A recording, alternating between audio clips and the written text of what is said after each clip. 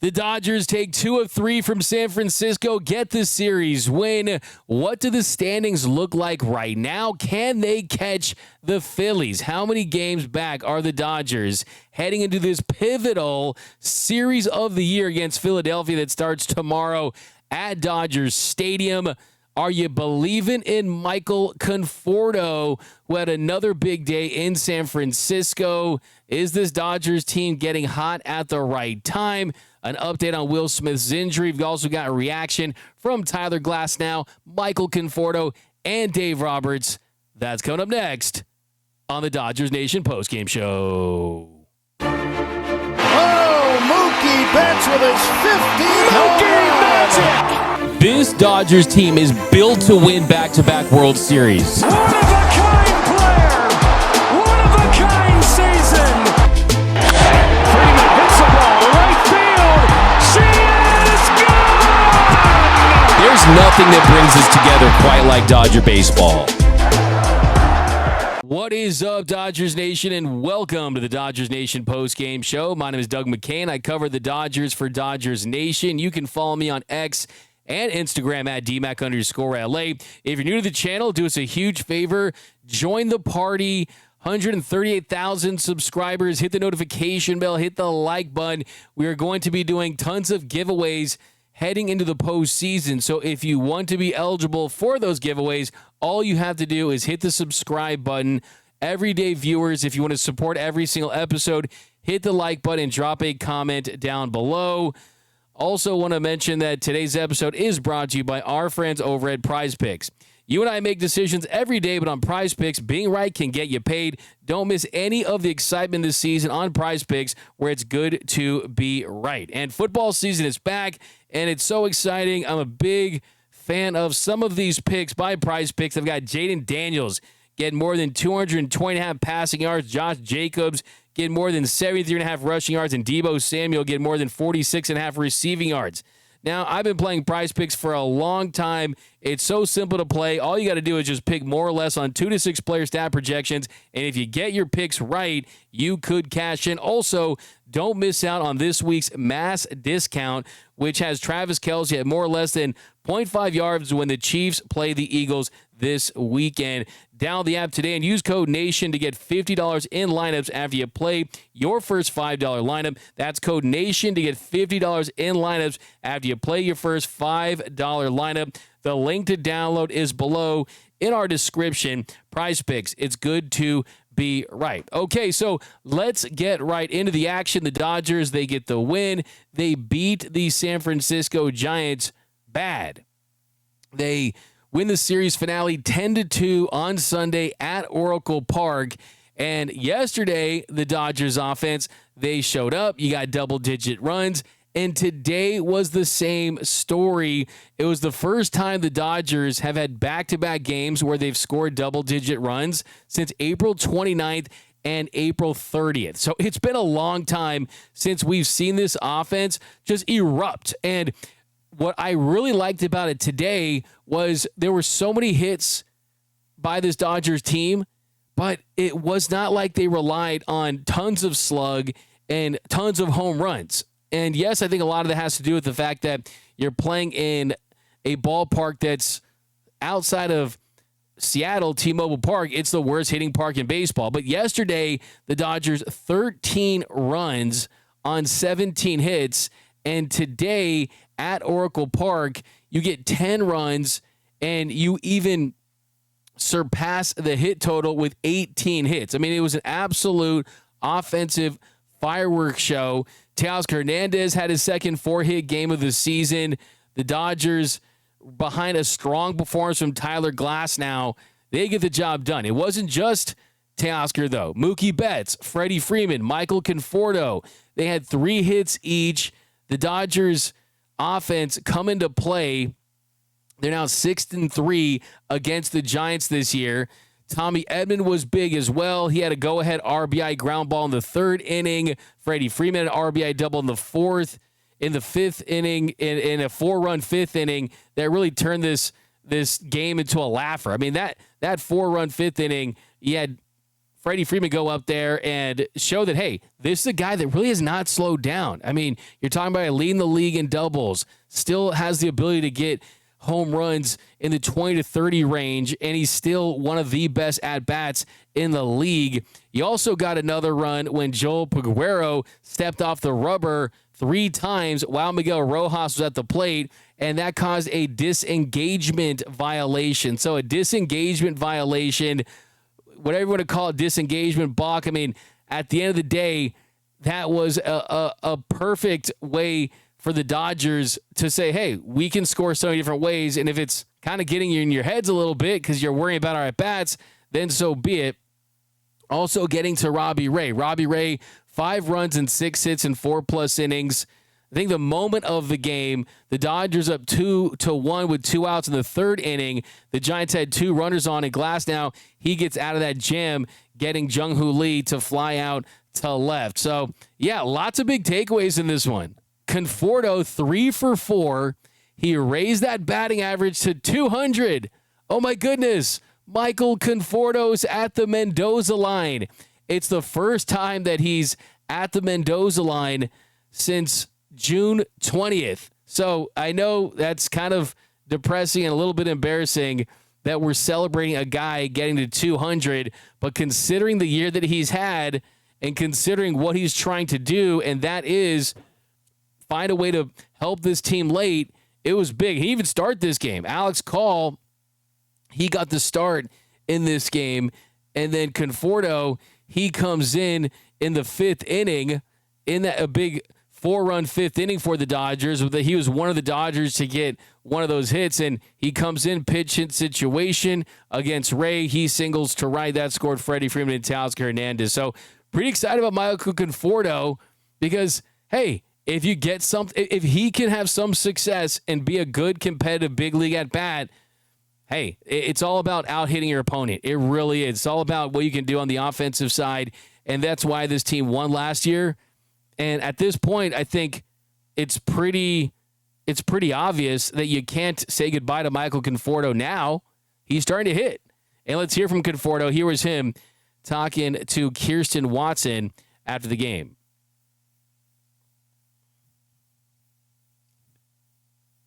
Michael, you came off the bench in this one tonight, but just to have a 3-hit game yourself, what's been working so well for you offensively? I think my timing's better. I'm just really trying to compete up there. That's really been the main thing over this past month. I mean, just fighting for every at bat. I think that's kind of been the team theme is, forget about the numbers and just go out there, compete. Do all the little things right, and we've been doing a little bit more of that in this series. Yeah, and another big thing has been showing a lot of fight at the plate. When you look at whether it was yesterday against Logan Webb, today against Robbie Ray, I know you weren't in there to face him early in this one, but how you guys were able to put 11 runs on the both of them, what does that say just about the group right now offensively? I mean, from my viewpoint, that we've just been relentless. I mean, the at bats have been super quality, and just always traffic on, moving guys over, putting pressure on the pitcher and the defense, and then coming through in those spots. When we do have those opportunities, and so that's been the biggest thing, and we're trying to continue to do that. I've noticed that something sparks when you're playing here, and how well you've been playing against your former team. What do you think that is? I don't know if it's just a familiar ballpark or just knowing, having played behind a lot of those guys. I definitely been swinging the bat well here. So, maybe there's something there, but really the big thing is just I've been focused on myself and being a little bit more competitive up there and, having an impact. Now 13 games left in the regular season. How valuable is it to feel this way right now as you prepare for October? It's great. I mean, obviously, it's been a rough season personally, but to be feeling this way going into a playoff push and the playoffs itself, that's all I can ask for, and just got to continue to keep doing those things that have gotten me to this place. All right, Michael, congratulations on this win, the results, and best of luck tomorrow. Thank you very much.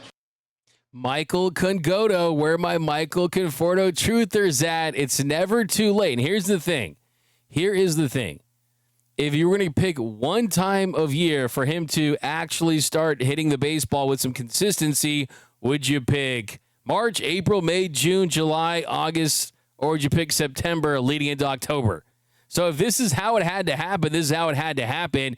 It's not like he just came and had some success when they were already up big. I mean, his big single there in the 5th inning, that was the knockout blow. A pinch hit 2-run single, that broke the game wide open.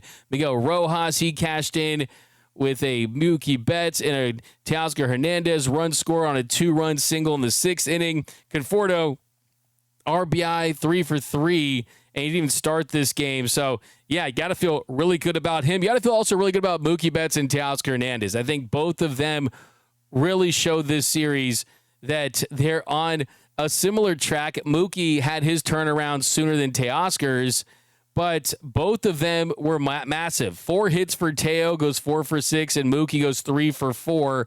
So they combine to go 7 hits apiece, 7 hits in 10 at-bats. I mean, what more could you ask for? That level of production definitely is going to be massive. And this week alone, they had 23 hits and scored 14 runs in 6 games. So they didn't have an RBI on Sunday, but they were the top 2 RBI men for the team, 10 for Mookie Betts and 6 for Teoscar Hernandez this week. So there's just a lot of promising signs about this Dodgers team.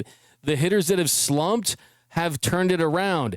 The hitters that have been injured are back, Tommy Edman and Max Muncy. So I think it's tough to not get optimistic. I know I predicted a sweep this week, but I'll take 5 of 6. I will take 5 of 6. I'm going to put this out there. Just so it's officially official. If Michael Conforto somehow, some way, I mean, hey, Tommy Edman won the NLCS MVP, but if Michael Conforto somehow, some way wins an NLCS MVP or a World Series MVP, I will get a 23 Conforto tattoo.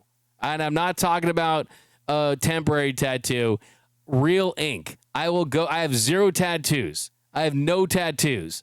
But I promise you that if he gets the NLCS or the World Series MVP, I will get a Michael Conforto tattoo. So we'll leave that right there. Is it likely? No. But there's a better chance today than there was a couple of weeks ago. But here was Dave Roberts after the game talking about today's win and the Dodgers' strong performance this weekend up in the Bay. Just when you look at what Teoscar was able to do against a lefty, obviously he's known for being a lefty killer, but for him getting back on track, the results we've been seeing recently, and then you see him against Robbie Ray, does that just say that he's truly turned a corner right now? I do. I think that, just his overall play the last couple of weeks has been very good, but it has been good to see him do what he does against left. But even today, I just thought that, versus right the other night versus Webb, he's just taken much better bats, and just overall play, the defense has been much better as well. With the at-bats yesterday against Logan Webb, the ones today against Robbie Ray, that's now 11 earned runs that you guys were able to charge the 2 of them. Just what is that saying about the group right now? It just says that, if the intent is there, then the performance should be there, and the quality of the bat this series has been heightened, and we've seen some fruit. So it's just been good to see that, guys are winning pitches, seeing a lot of pitches, having good at-bats against 2 really good starters, in Webb and Robbie Ray. So, it's in there, and, we're going to see 3 good arms coming up this homestand. What does it say about where Glasnow's at this point in the season, where he's fighting command, walks 4 guys, and then finds a way to compete and stay in there as long as he did? I think the thing that, for me, I love the fact that he's fighting through some things even when he doesn't have his best stuff or he doesn't feel great. He still find a way to go out there and compete, get outs, go deep in a game, and for me to be able to say that he's unflappable, that's a big compliment. And I think that he's getting to that point because, as we get further down the road, it's going to get more intense and more heated. And so for him to be able to manage his emotions and still continue to make pitches, it's really good for him and for us. Can pitchers build upon each start, even at this stage of his career? I think so. I think they certainly can. But I think that his ability to block out noise and just kind of focus on the hitter, that pitch. I think that's the most telling thing for me. Is Muncy 100% healthy since he spotted the runner? Yeah, that was a good catch. Kirby owes him a bottle of wine for that one. That was a great catch by Muncy, watching the game, even though he's not in the game. But that was great. I'm going to talk to him tonight and see, he's going to take one of those games off against the Phillies. I'm not sure which one. And so I'm going to decide after talking to him which one makes the most sense. What's the significance of 23 runs in 2 games against 2 pretty good starting pitchers? I think just intent, quality of a bat, winning pitches, using the whole field, not punching. And so I think that all of these things kind of, it's in there. We've seen it. Maybe not the consistency we would have liked, but, when you're facing 2 really good arms and to see us do what we did tonight is certainly encouraging. How encouraging was it to see Conforto have the day he had, especially coming off the bench? It was great. It was great. And obviously, we're going to have a bunch of lefties coming up here, 4 in a row, starting with today. And so I just wanted to get him in there as soon as I could to keep him kind of going, because I think he's in a good spot. But he gets the credit for being ready and coming off the bench, had a really nice day. Yeah, do some for him and only to see that he's back to hitting 200. Yeah, I think so. He's off the interstate, which is a good thing. And but I think that he's on the come. He's having good at bats, and so it's up to me to keep him, trying to keep him involved and getting at bats. There was Dave Robertson. He talks about Kirby Yates getting that assist there from Max Muncy, spotting the runner. And I think with Yates, still need to see more. And he's going up against the bottom of the order against the Giants' 8-run lead. You want to just kind of get super clean, but still scoreless. Did a fine job right there. But another thing you mentioned was Tyler Glasnow. And I think Glasnow has quietly put together just a really nice stretch here leading into the end of the year, into the postseason. I mean, he's a guy that we know stuff-wise takes a backseat to absolutely no one. It's just about executing, not letting a bad moment here, bad moment there get to him, a walk here, or anything like that. When he's on, when he's locked in, this dude is absolutely lights out. And I think you want to clean up the balls and the free passes a little bit. He threw more balls than strikes up until the 4th inning, but still, he had only given up 1 run on 1 hit at that point, and he ended up settling down really nicely. He retired 11 straight Giants hitters at one point going into the 7th inning. Did give up a single to Andrew Keisner. That snapped that streak, and then he gave a double to Drew Gilbert that ended up being the last hitter he faced. Dave came and got him after that. And Glasnow, 6 2/3 innings, you're just 1 run away, and just 6 2/3 innings, you give just 1 run, and you gave that on 3 hits and those 4 walks. Hey, you're just an out away from going 7 innings again, and that would have been the 3rd start in a row that he went 7 innings. So I think things are trending in the right direction for Tyler Glasnow. I don't think there's any doubt about it at this point that after Yamamoto, Snell, and Ohtani, that he is the 4th best pitcher. And when Glasnow is your 4th best starting pitcher, a guy that would be the number 1 or number 2, and for sure number 3 on every other team in Major League Baseball, you have to feel really good about the starting pitcher depth. And not just the depth, but the quality of depth. I mean, we're not talking about, these guys are good as a number 3. We're talking about, no, these guys are aces that because of how good the top of the rotation is, they're 3 or 4 on the Dodgers. So that's the number 1 thing that gives me the most confidence in this team. That's why I think this team will go back-to-back and win the World Series again this year, is because they have elite starting pitching, and Glasnow is a big reason why. And I would not be shocked to see him have some better starts than some of the guys in front of him, just because he is that good. So Glasnow has had, like a lot of these guys, a roller coaster of a year. And look, yeah, the new ride opened up at Six Flags Magic Mountain. It's called the 2025 Dodgers, right?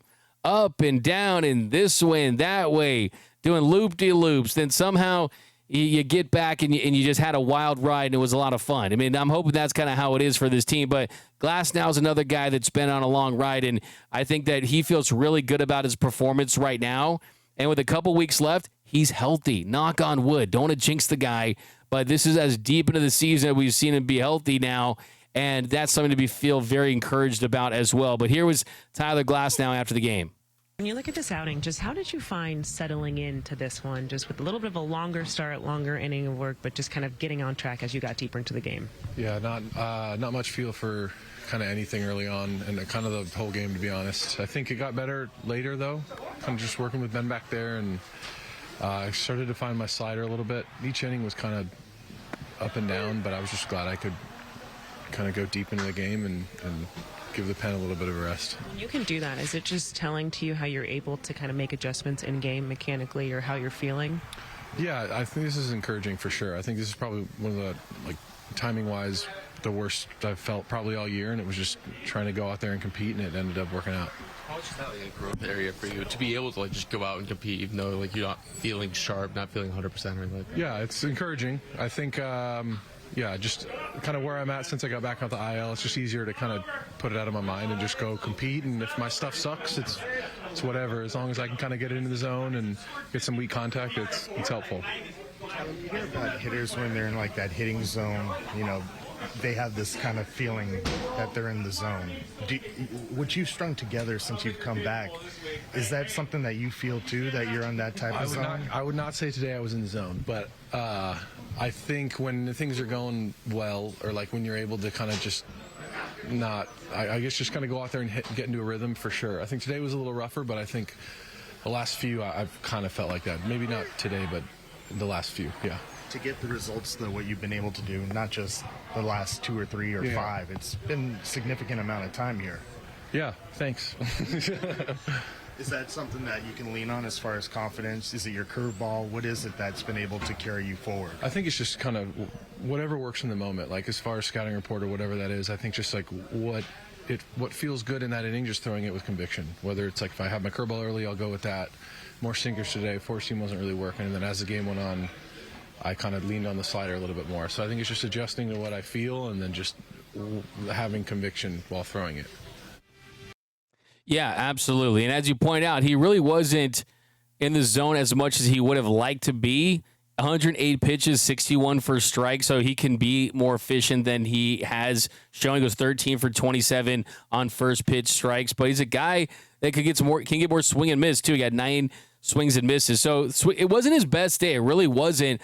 But I like the fact that his B performance is still really, really good. And that's what you get when you sign guys to big deals that have a lot of upside and high ceiling, and guys that have ace quality stuff.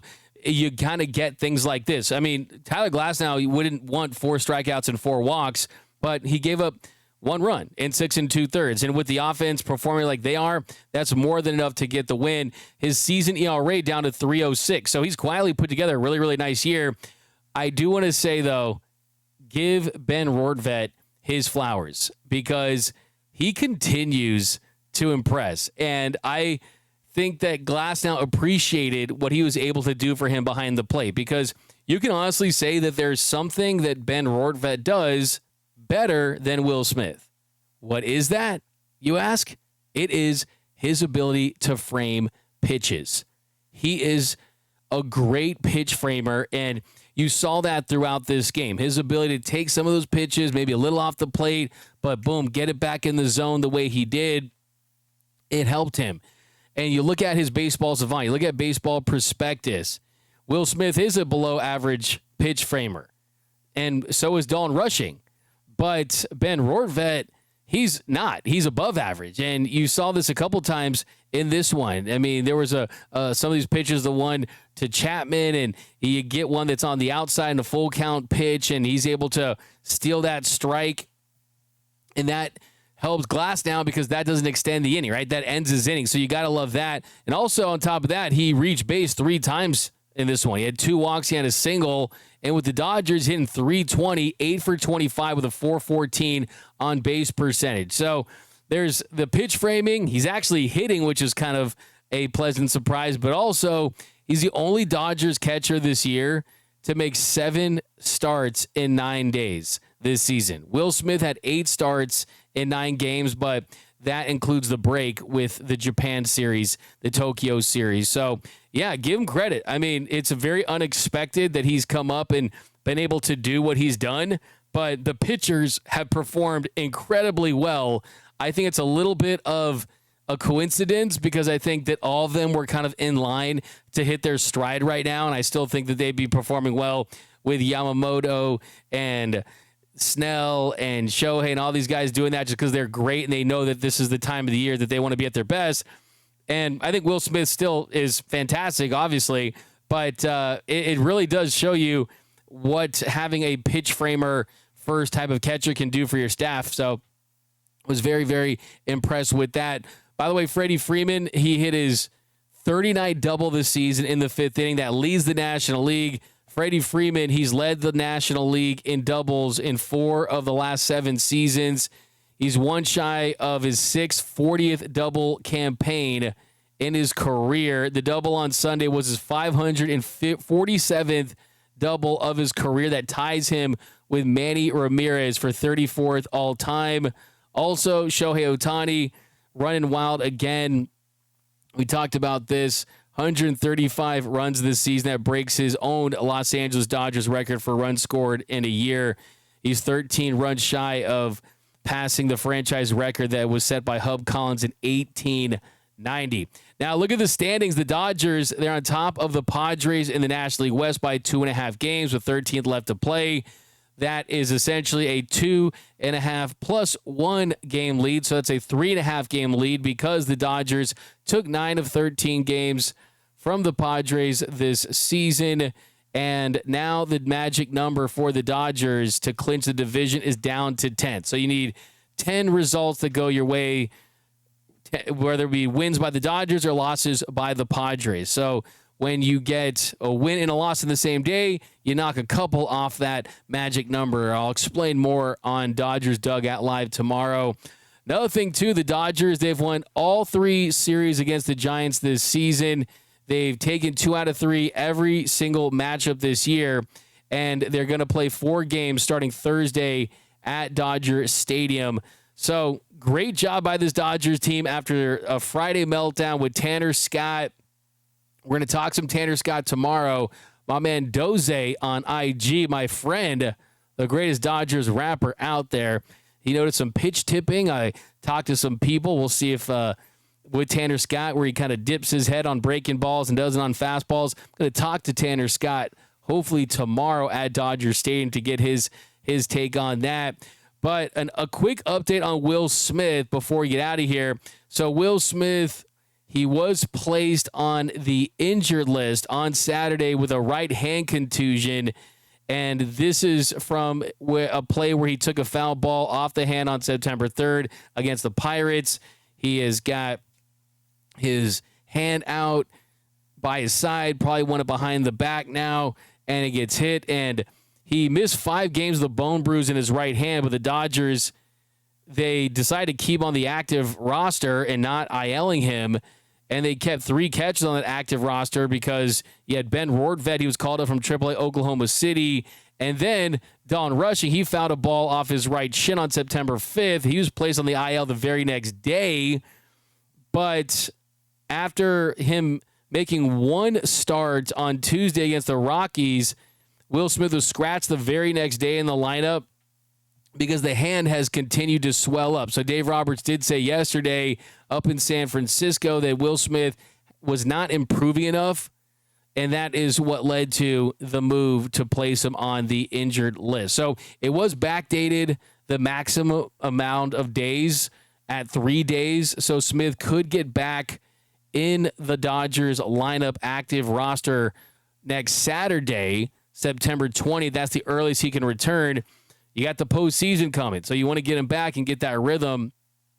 So they're also going to make sure that he's absolutely fine, too. So just not enough improvement, and it's concerning for sure because it's this late in the season, and you just want to make sure the bat stays hot and that he's just feeling really good heading into October.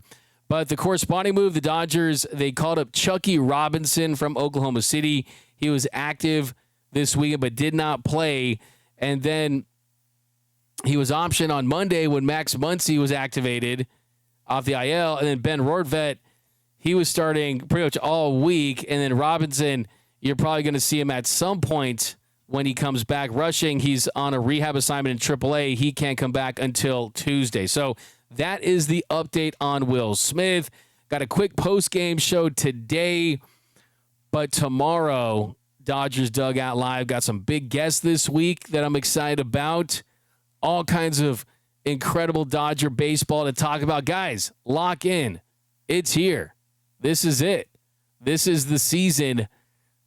Football's back, and that can only mean one thing, right? The postseason is near. And your Dodgers, they took the San Francisco Giants last 2 games.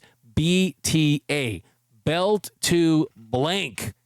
Fill in the blank. Belt to, right? That's what the Dodgers did to San Francisco. And hopefully they do it again next week. And SF can really stand for a season finish. And we can turn Oracle Park into a Spirit Halloween Superstore. That is the goal. But that's going to do it for this quick episode of the Dodgers Nation Postgame Show. Tomorrow, we're going to break it all down as well. Join us for Dodgers Dugout Live in the morning. We got our big takeaways. We're going to talk about what this means for the postseason roster, do some offseason talk, and all kinds of crazy stuff that we do on this show. But thanks again, guys. My name is Doug McKain. You can follow me on X and Instagram at DMAC_LA. Hit the subscribe button, hit the notification bell, hit that like button for your Los Angeles Dodgers. And until next time, think blue, bleed blue, and I'm out.